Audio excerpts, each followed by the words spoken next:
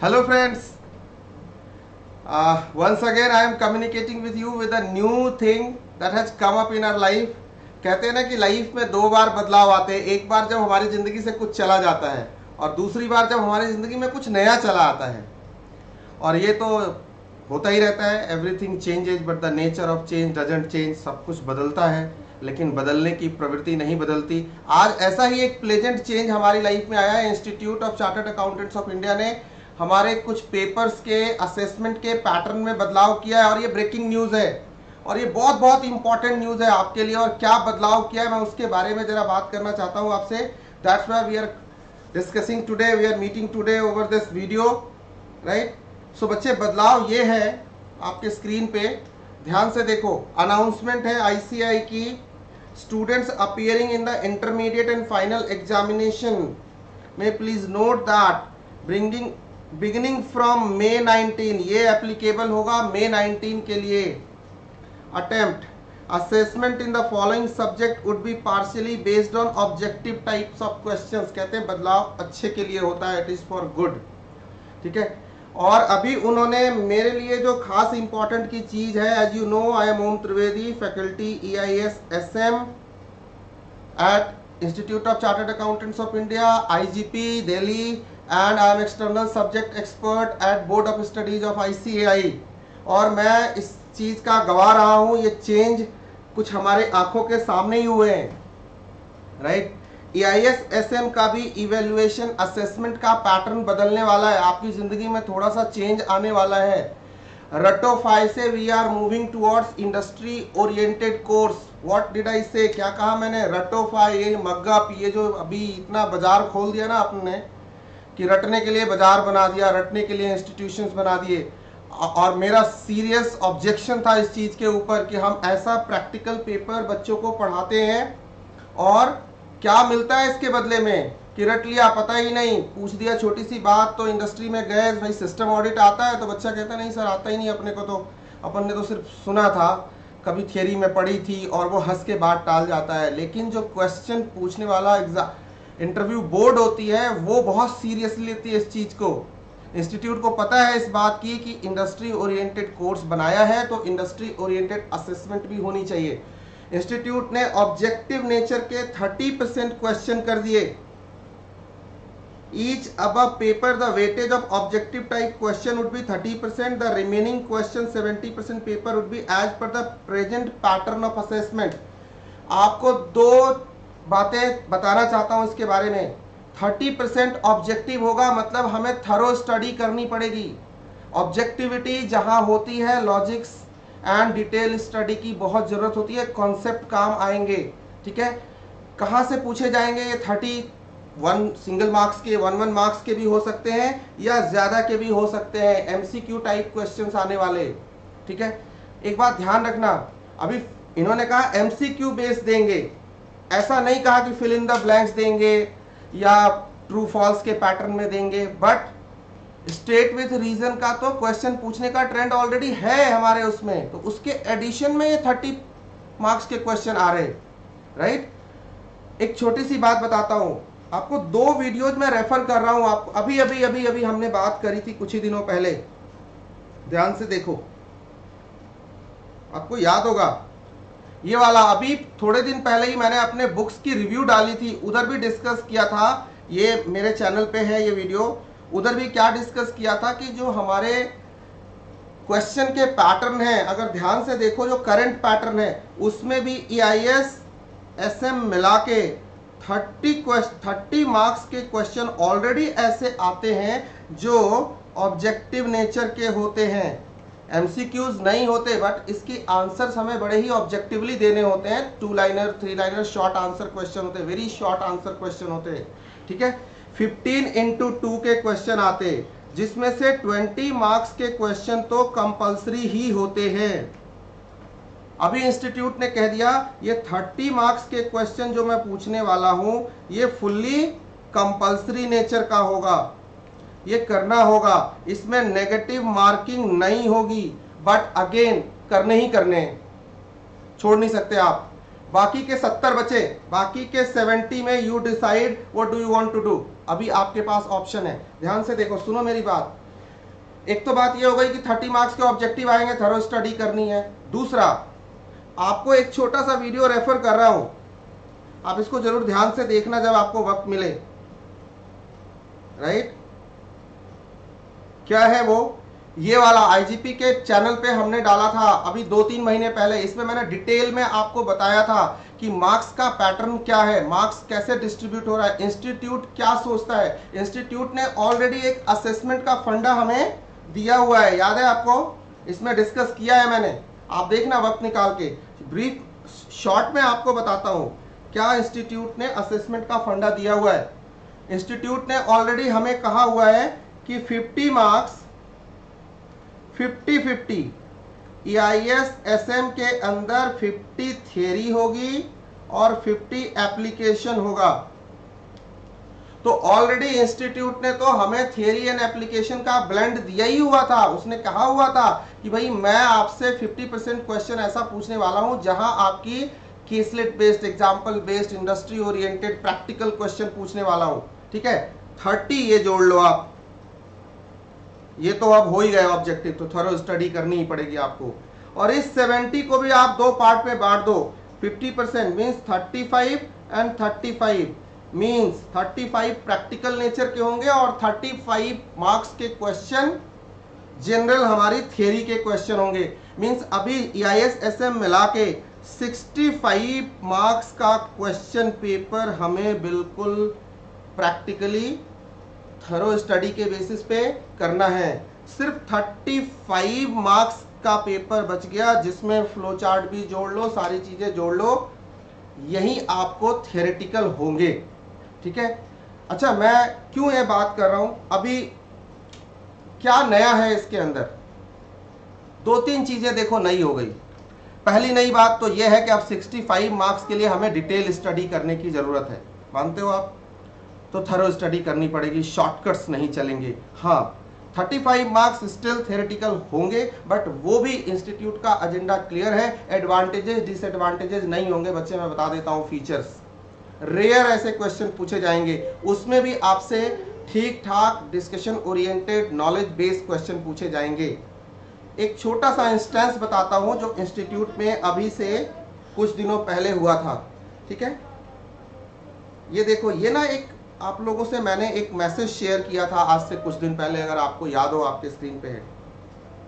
मैंने board of studies का एक प्रोग्राम अटेंड किया था 16 मार्च को। मैं institute in every discussion calls me up, including कुछ बड़े सीनियर प्रोफेसर्स थे हमारी इंडस्ट्री के, वीजी सर थे, जिंदल सर थे, और भी बड़े सीनियर टीचर्स वहां पे अटेंड कर रहे थे इस मीटिंग को।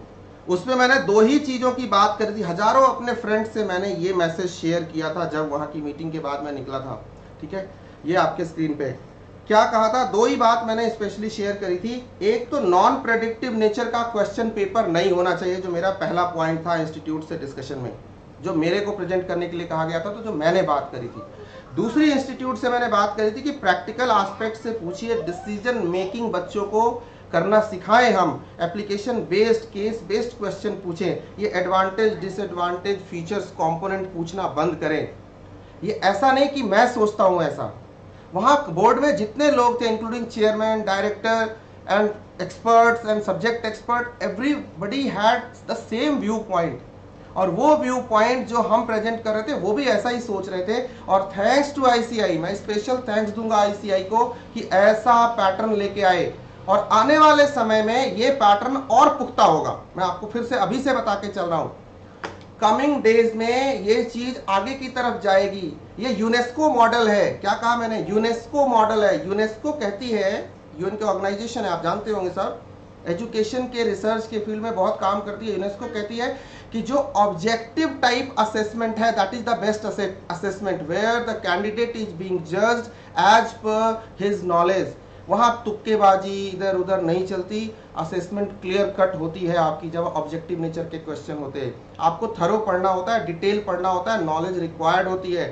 वो बच्चे जो सीए कर रहे हैं, जो सीरियस है, जो पढ़ रहे हैं अच्छे से, उन सब के लिए गोल्डन अपॉर्चुनिटी है। उनके लिए इंस्टीट्यूट ने बिल्कुल उनके लिए अच्छा प्लेजेंट चेंज किया है, आप इसको एक्सेप्ट करें। ठीक है, ये आपके करियर को बनाने वाला है। Once you become a chartered accountant you are going to rock like anything, right. This is for good as far as you are concern. और जहां तक बात है हमारे क्लासेस की, जैसे हम बच्चे अपन पढ़ते आ रहे हैं अभी तक, तो ये सारी चीजें। अच्छा, दूसरी बात, मैंने एग्जाम में क्वेश्चन के इवेल्युएशन की बात उठाई थी और मैं उसके लिए वेट कर रहा हूं, और उस दिन फिर आईसीआई को, बोर्ड को स्पेशल थैंक्स दूंगा जब वो सेंट्रलाइज्ड इवेल्युएशन सिस्टम ला देंगे। हमारे बच्चों की सारी प्रॉब्लम खत्म हो जाएगी, जितनी प्रॉब्लम अभी तक हमारे बच्चे फेस करते हैं। मानते हो ना, असेसमेंट इवेल्युएशन दो बहुत बड़े पिलर हैं आईसीआई के। और हम कहते हैं ना, आईसीआई, ब्रांड आईसीआई जितनी स्ट्रांग होगी, आप as a CA, as a chartered accountant, as a student of chartered accountancy, you will become more stronger. So brand ही मजबूत नहीं होगा तो आप कैसे मजबूत होगे? जरूरी है ब्रांड मजबूत हो। एक और बात, जो बच्चे अभी पढ़ रहे, जो अभी बोलोगे सर हम कैसे पढ़े, May 18 वाले बच्चे जैसे May 18 के लिए एप्लीकेबल नहीं है, बट आप इस गलत फहमी में ना रहें कि आप पे फुल्ली एप्लीकेबल नहीं है। देखो, मैं एक दो बातें आपको बताना चाहता हूं। आपके पेपर में भी अगर आप ध्यान से असेस कर रहे होंगे, अगर आप ध्यान से सोच रहे होंगे, मैं कुछ रेफरेंसेस ले रहा हूं, आपके पेपर में भी 30 मार्क्स के क्वेश्चन अभी भी ऐसे आते हैं जो ऑब्जेक्टिविटी बेस्ड होते हैं, लॉजिक बेस्ड होते हैं। 20 मार्क्स के आते हैं स्ट्रेटजिक मैनेजमेंट में और 10 मार्क्स के आते हैं EIS में, उसमें से 20 कंपलसरी होते हैं। तो आप तो ऑलरेडी उस पैटर्न पे पढ़ ही रहे हो, ठीक है। जहां तक हमारे क्लासेस की बात है, आपको घबराने की जरूरत नहीं है, इसलिए मैं ये सेशन कर रहा हूं। इन सारे चेंज के बैकड्रॉप में हम तो ऑलरेडी इस पैटर्न पे पढ़ रहे हैं। मैं तो बहुत दिन से इस बात पे बिलीव करता था, मैं तो वेट कर रहा था कि ये चीज कब आने वाली है।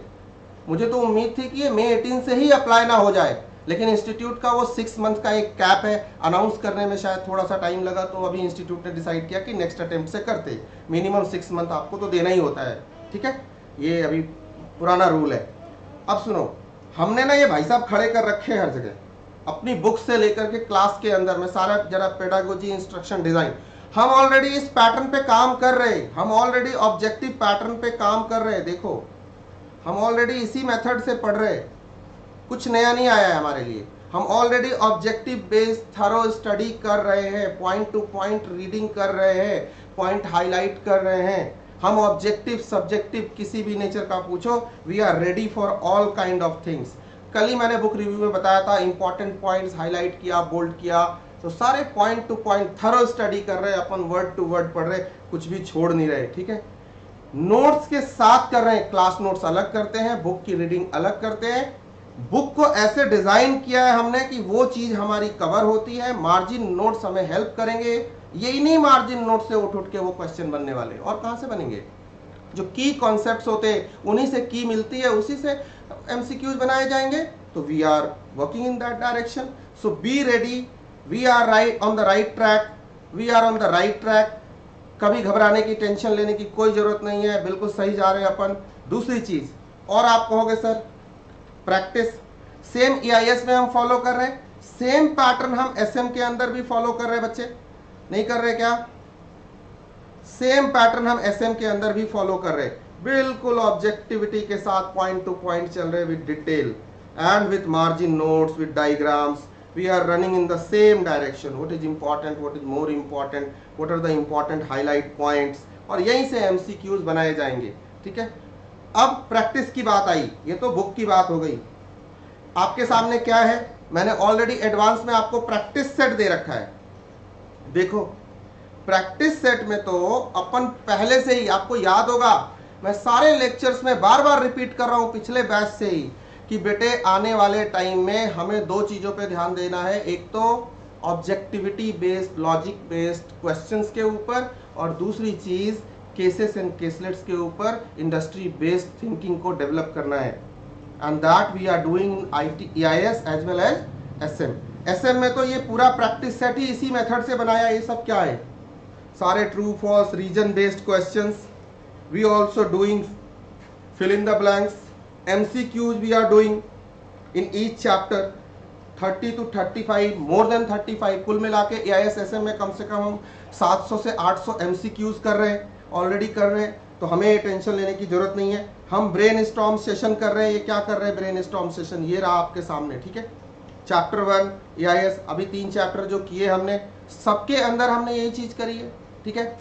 थियरी पढ़ा, टेक्स्ट पढ़ा, ऑब्जेक्टिविटी के साथ पढ़ा, देन हमने क्या किया, उसके प्रैक्टिस किए, प्रैक्टिस सेट हमने हर नेचर के किए, MCQ से लेकर के fill in the blanks, reason के साथ, short answer, long answer, very short, descriptive, case based, application based, सारे टाइप के क्वेश्चन कर रहे।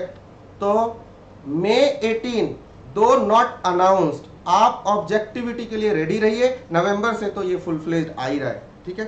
सो रेडी हमेशा रहना है, ठीक है।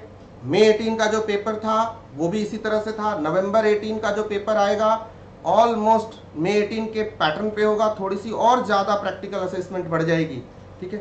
So this was all about the change, right, and good change. Before I say goodbye to you guys, I will simply say enjoy this change. आपको घबराने की कोई ज़रूरत नहीं है, कॉन्सेप्ट पे काम करें, मैं आपके साथ हूँ, ठीक है। इस बात को ध्यान रखें और हंसते रहने का, मुस्कुराते रहने का, घबराने का नहीं, रूमर्स पे ध्यान नहीं देने का, ठीक है। सही असेसमेंट, सही डिसीजन राइट टाइम पे लीजिए और कोर्स करते रहिए। इससे आप इंडस्ट्री के अंदर एक बेहतर प्रोफेशनल बनने जा रहे हैं। This type of assessment was demanded and required, and thanks again to ICI and for you guys, best of luck, stay blessed and stay tuned. Thank you, bye bye.